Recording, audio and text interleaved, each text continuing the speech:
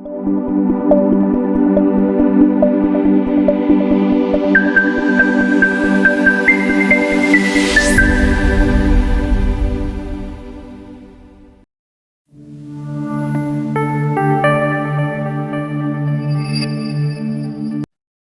اللہ الرحمن الرحیم۔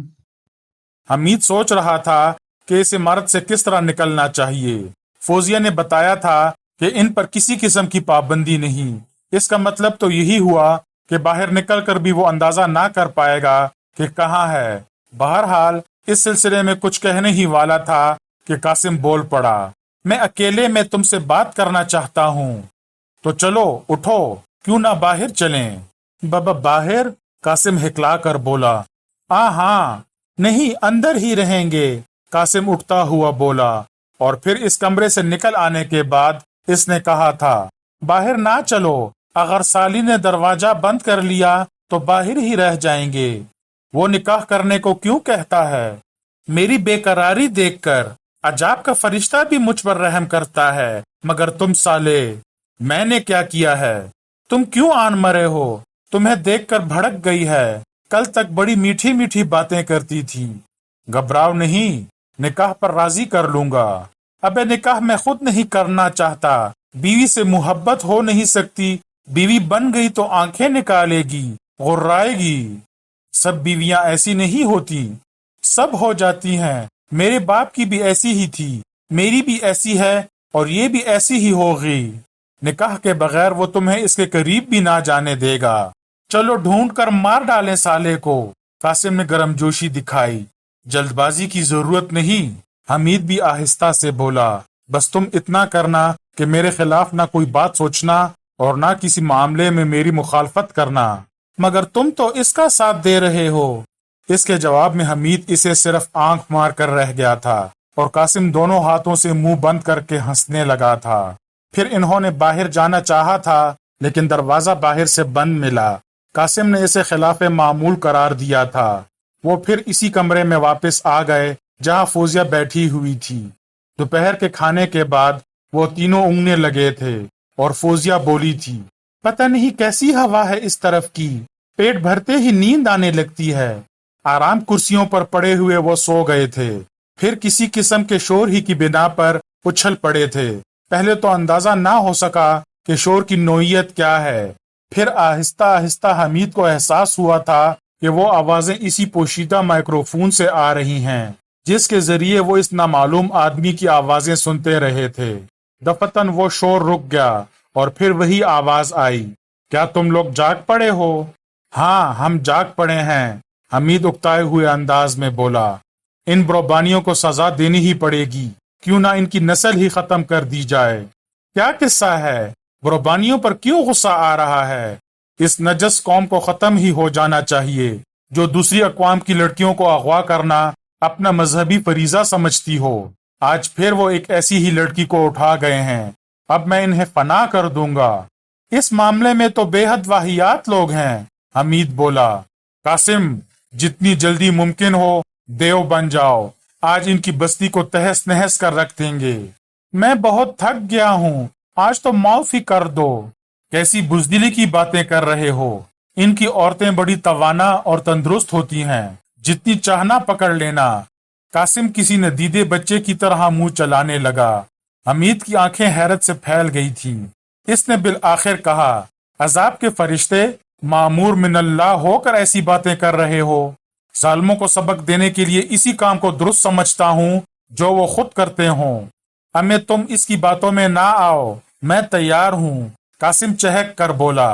شاباش، تمہارے مرتبے بلند ہوں گے، اور کیپٹن حمید تم بھی ہمارے ساتھ چلو گے۔ جیسے تمہاری مرضی، وہ مردہ سی آواز میں بولا۔ سوچ رہا تھا کہ شاید اسی طرح کچھ کر گزرنے کا موقع مل جائے۔ تم ہمارا ساتھ دو گے؟ یقیناً، کیونکہ معاملہ کسی معصوم لڑکی کا ہے، میں ان بروبانیوں کا خون بہاؤں گا۔ واقعی تم مرد ہو۔ پھر قاسم وہاں سے چلا گیا تھا، اور ڈاکٹر فوزیہ خاموش کھڑی حمید کی شکل دیکھے جا رہی تھی۔ حمید دیدہ دانستہ اس کی طرف نہیں دیکھ رہا تھا۔ پھر تھوڑی دیر بعد وہ دیو بھی نظر آ گیا۔ حلیہ بدل کر رہ گیا تھا، ایسا معلوم ہوتا تھا جیسے سر سے پیر تک کوئی خول چڑھا لیا ہو۔ इसमें सींग भी शामिल थे। बहरहाल इस हियत कज़ाई में बहसीयत कासिम हरगिज नहीं पहचाना जा सकता था। कमरे में दाखिल होते ही इसने चिराग अलादीन वाले फिल्मी जिन की तरह हंसना शुरू कर दिया। खामोश हो जाओ, फौजिया धाड़ी। थोड़ी देर बाद दो मुसल्ला आदमी कमरे में दाखिल हुए और इन्होंने इन दोनों को बाहर चलने को कहा। डॉक्टर फौजिया को वहीं ठहरना था। इसने लापरवाही से अपने मुतल्लिक हिदायत सुनी थी और फिर सर झटक कर दूसरे कमरे में चली गई थी। वो बाहर आए और हमीद मुड़कर इमारत की तरफ देखने लगा। ये चारों तरफ से ऊंची ऊंची चट्टानों में घिरी हुई थी। इसे ऐसा महसूस हुआ जैसे वो गहरे कुएं में खड़े हों। मुसल्ला आदमी इन्हें एक जानिब ले चला। पतली पतली दरारों से गुजरते हुए वो बिल आखिर एक खुली जगह पर पहुंच गए। यहाँ कई आदमी पहले से मौजूद थे। इनमें वो नकाबपोश भी नजर आया जिसे हमीद पिछली रात देख चुका था। गालिबन वही इसके लिए गार में खाना लाया था। वो सब एक तरफ रवाना हो गए। हमीद और कासिम के अलावा वो सभी मुसल्ला थे। नकाबपोश समेत 8 आदमी थे। बेबसी का एहसास हमीद के जहन पर तारी होने लगा। अगर जाना बूझा इलाका होता तो कुछ शुरू कर देता।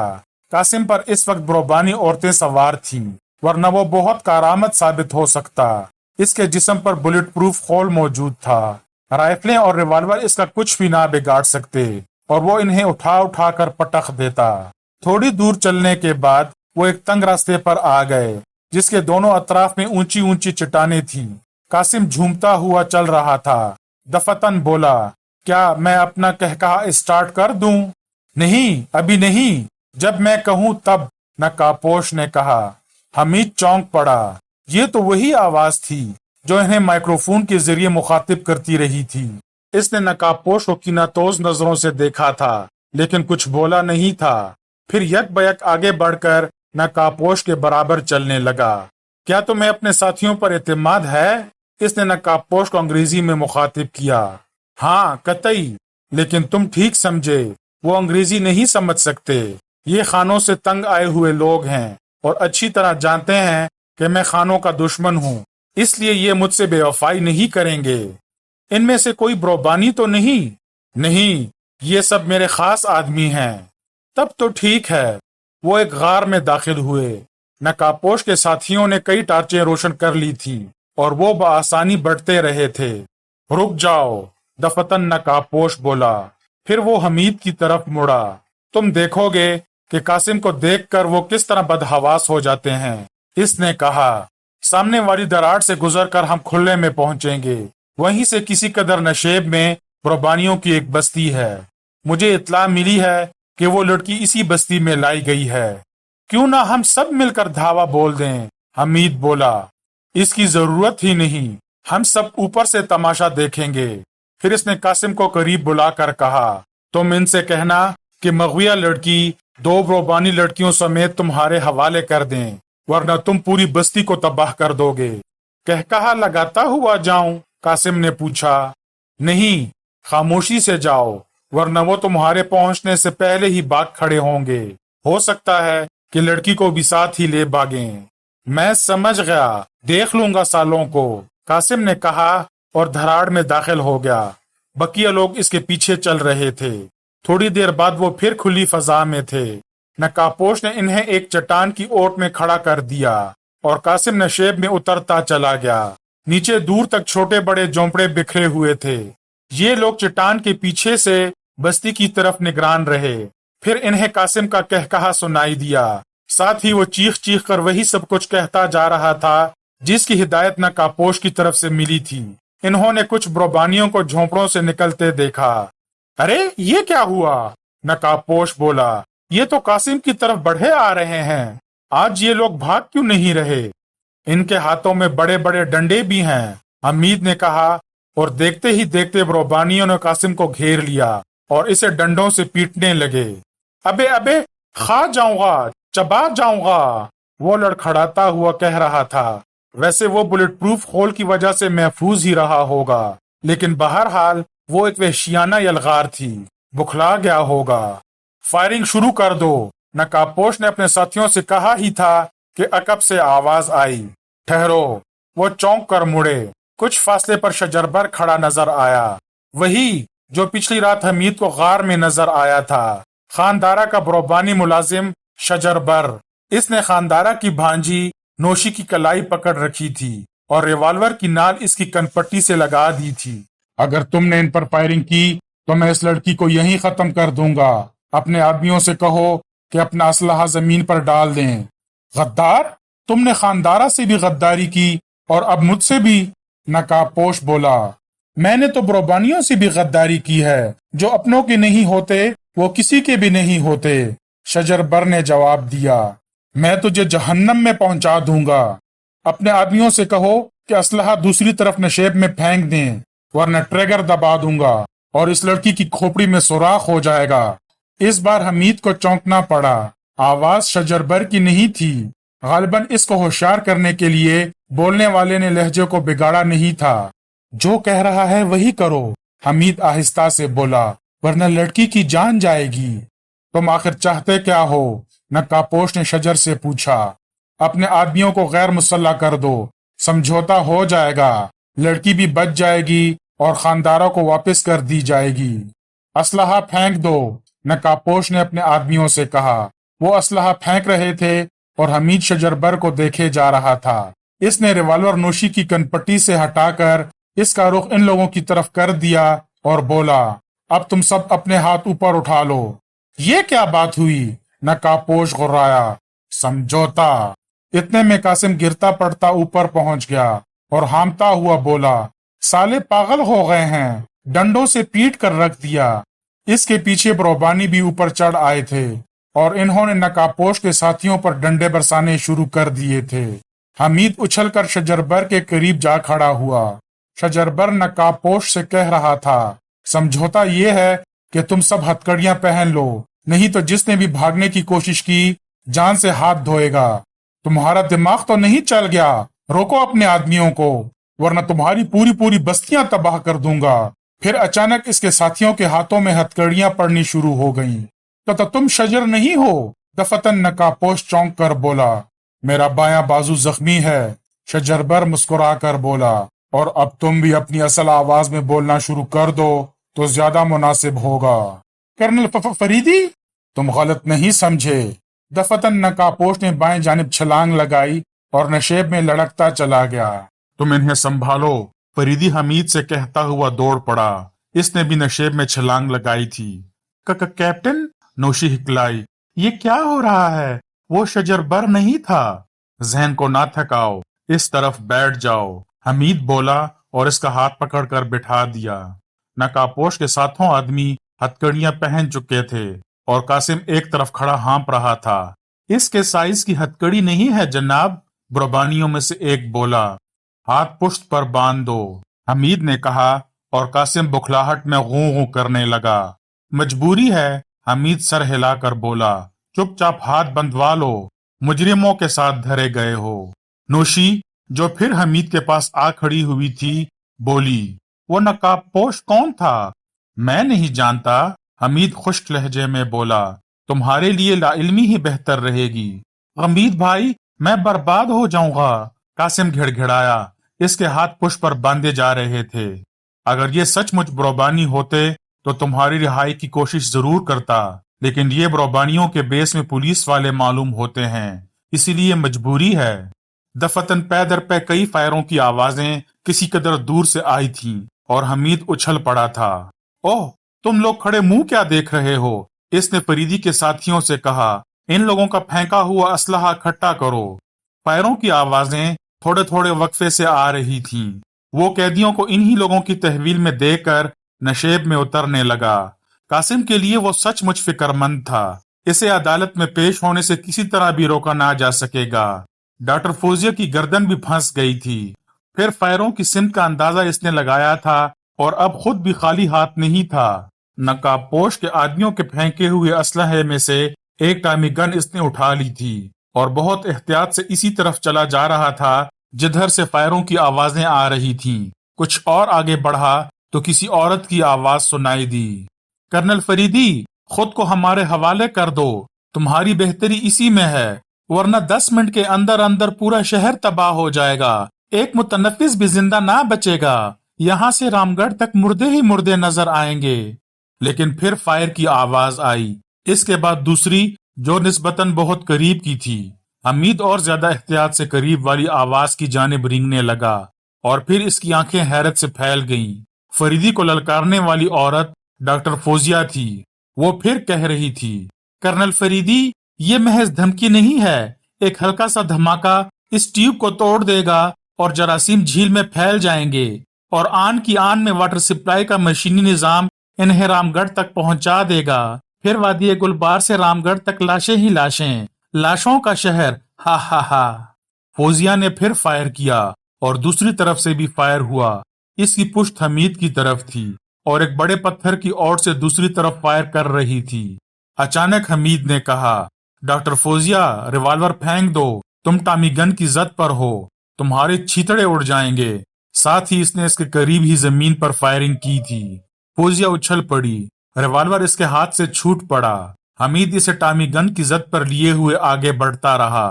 परवाह नहीं, मेरे बाद लाखों आदमी मर जाएंगे, तुम सब भी मर जाओगे, वो वहशियाना अंदाज में बोली। मुझे पहले ही अंदाजा हो गया था कि खुद फरीदी ही किसी तरह इस लड़की को ले भागा है।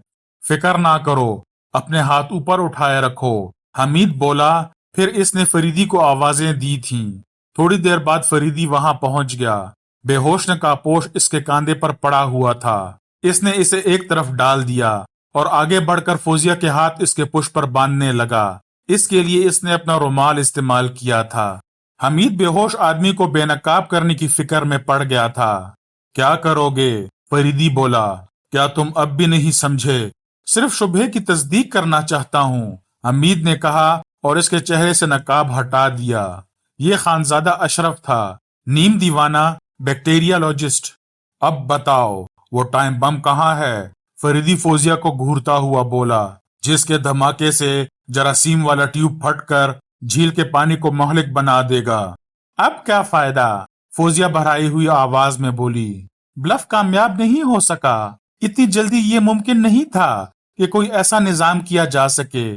सायरा वाले मामले में देव को भी घसीट कर डॉक्टर अशरफ ने अजीम हमाकत की थी। इसी की वजह से खेल बिगड़ गया। तुम ठीक कह रही हो। कासिम को सिर्फ ब्रोबानियों से इलाका खाली कराने तक महदूद रखना चाहिए था। महजिब शहरियों के सामने नाहक लाए थे तुम लोग। इसके बाद फरीदी इन सबों को कासिम समेत अपने साथ ले गया था और नोशी को हमीद के साथ खानदारा की शिकारगाह की तरफ रवाना कर दिया था। नोशी अपने बाप की इस हैसियत के बारे में कुछ भी नहीं जानती थी। दूसरे दिन इसकी तस्दीक फरीदी ने भी कर दी। हमीद की कहानी सुनने के बाद इसने कहा, टमाटर वाले मामले की अहमियत सिर्फ इसी कदर थी कि वो अपने बाप से लड़कर खानदारा के पास चली जाए। वो हमेशा यही करता था। जब कोई खास मुहिम दरपेश होती तो नौशाबा को किसी न किसी तरह अपने पास से हटा दिया करता था। यकीन करो कि वो नीम दीवाना है। असल मुजरिम फौजिया साबित हुई। अगर अनवर से वो अजीम हमाकत सरजद ना हुई होती तो इतनी बड़ी मुजरिमा पर हाथ डालना हमारे लिए मुमकिन ना होता। वो एक जंगबाज और अमन का डंडोरा पीटने वाले मुल्क की एजेंट है। यहाँ डॉक्टर अशरफ के इल्म से फायदा उठाकर नत नए जरासीम पैदा कर रही थी। इसके लिए कुछ ऐसे मकामी आदमी भी दरकार थे जो पूरी तरह इसके वफादार होते। ये खानों के मजालिम से तंग आए हुए लोग थे, लिहाजा इन्हें अजाब का वो फरिश्ता बेहद पसंद आया जो जालिमों को दुनिया में सजा देने के लिए मनजानिब अल्लाह मामूर किया गया था। वो इसके एक इशारे पर अपना खून बहाने को तैयार थे। बहरहाल फौजिया यहाँ की आबो हवा में खास किस्म के जरासीम पैदा करके इस मुल्क को भिजवा रही थी। अचानक फंड की कमी हो गई और इन्होंने ये प्रोग्राम बनाया कि किसी को पत्थर के मुजस्मे में तब्दील करके इसकी पब्लिसिटी कराई जाए और फिर यहाँ के मालदार लोगों को धमकाकर इनसे बड़ी बड़ी रकूमात वसूल की जाएं। अगर इन्होंने अदायगी ना की तो वो भी पत्थर के हो जाएंगे। इस रात खान की शिकारगाह पर ब्रोबानियों ने हमला नहीं किया था, बल्कि वो अशरफ के साथी थे। हमले का मकसद महज लूट मार करना था। इनके पास खुराक की कमी हो गई थी। मैं रामगढ़ नहीं गया था, बल्कि मुझे इस ब्रोबानी पर शुबा हो गया था जिसका नाम शजरबर है। मैं इसके पीछे था और फिर बहरहाल मैंने इसे उगलवा लिया कि वो एक नकाबपोश के लिए काम करता है और इसे इस हमले का इल्म था। इसी ने बताया था कि वो रात को रसद लूटने आएंगे। لیکن وہ مجھے اس غار سے آگے نہ لے جا سکا جہاں تم پہلے پہنچے تھے۔ اس کی رسائی وہیں تک تھی۔ ویسے مجھے یقین تھا کہ اس معاملے میں اشرف کا ہاتھ ضرور ہے۔ شبہ اسی ٹماٹر والے واقعے سے ہوا تھا۔ بہرحال پھر میں نے اس پر ہاتھ ڈالنے کے لیے یہی مناسب سمجھا کہ نوشی کے اغوا کی اطلاع شجربر ہی کے توسط سے نقاب پوش تک پہنچا دی جائے۔ تم نے دیکھ ہی لیا کہ کیا ہوا تھا۔ شجربر کو تمہارے اور میرے سلسلے میں ہدایات ملی تھی کہ کسی طرح ہمیں اس غار تک پہنچا دیا جائے، لہٰذا تم پہنچے تھے۔ شجربر پر مجھے اس وقت شبہ ہوا تھا جب گھوڑوں پر بے آواز فائرنگ ہوئی تھی۔ اس کا رد عمل اس بروبانی پر مجھے قطعی مصنوعی معلوم ہوا تھا۔ اب رہے قاسم صاحب، تو انہیں عدالت میں تو پیش ہونا ہی پڑے گا، وعدہ معاف گواہ کی حیثیت سے۔ لیکن اشرف آپ کے کاندھے پر کیسے سوار ہو گیا تھا؟ حمید نے پوچھا۔ بڑی مشکل سے قابو میں آیا تھا۔ اسے بے ہوش کر کے تم لوگوں کی طرف پلٹا ہی تھا کہ فوزیہ آ ٹکرائی۔ بڑے دل گردے کی عورت نکلی، حمید نے کہا اور فریدی کے زخمی بازو کو پرتشویش نظروں سے دیکھنے لگا۔